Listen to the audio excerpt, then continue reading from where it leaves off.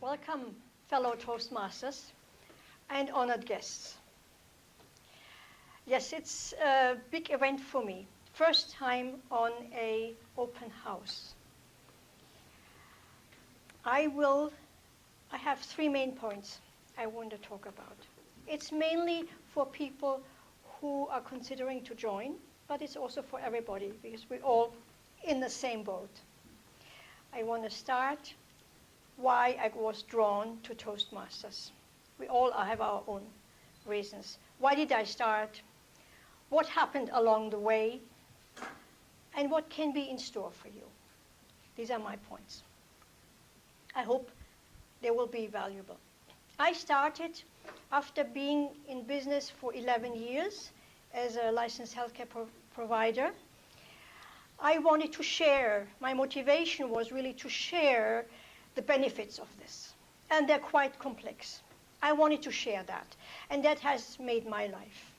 And I realized my communication skills needed honing. I knew I had to do that. So when I was firmly in my shoes, I came here. The second reason, someone else pointed out that English is not my first language, and that is helpful too. That was my reason, and you have your reason to join.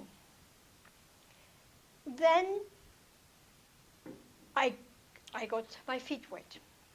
I got a mentor, which was wonderful, Lawrence Vogel. Some people might know it. I got someone to watch over me. The first task is, as you in Toastmasters know, is a so-called icebreaker speech, where you talk about your life in 4 minutes. And that was a daunting task for me. My life in 4 minutes. It was really like a transformational group. I know how I sweated and how I was thinking about it and ruminating my life in 4 minutes. There was some real growth there right away. And some increasing self-awareness. My life in 4 minutes. Okay, that was my first baby steps. Then I saw there's other functions to be filled, and then comes the next speech and the next speech. We have wonderful formats. We had them in the book, or now we have it online. There is so many things to check out. And I can fill it with whatever I want to fill it with. So I went on the second and third speech, barely kind of as a holding on by the nails. I was friendly, received. However, I could see how I was falling short of the goals I set for myself. I did mistakes. I tried to correct them. I did them again. I needed to be really patient with myself. I was at the 6th speech. We still had our meeting up on Tony and Alba's pizza place here. It was pretty noisy.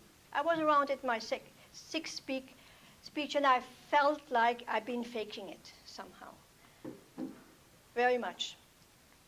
All of a sudden, the situation came up, issues with the president, and I was asked to be a president. And in my absence, I was voted in as a president, I remember. I was barely a year there, and it happens a lot. So I was helped and coached, and I remember how I was working up for my first time as president, and there was things to do and manage, and actually I did that pretty well. So another journey came up. It was a journey to find out how does this club actually work? What's happening? There is someone who does the agenda each time and checks up where people are, what they want to achieve. There is people, it's called VP of Membership, of Public Relations. There is a Secretary Treasurer. These are all functions that have to be filled. And I got to a new step in finding out how this works. I had never seen this before since I was in my own small business. So I learned a lot there. What I also saw beyond the club, I saw that there's other clubs. And I was meeting them. We have trainings for our functioners. I went to trainings into Silicon Valley or Monterey. I met other club members, and they were all supportive and amazing people. I was listening to speeches here and there and some more speeches, and they were really interesting. And I really learned something about people. I went in for speaking, and then I saw it's about listening. It's so much more important to listen. Also listen to my clients. Yes, and if you wonder, it took a couple of years. However, my practice took off in a very different way. I have quality patience meetings.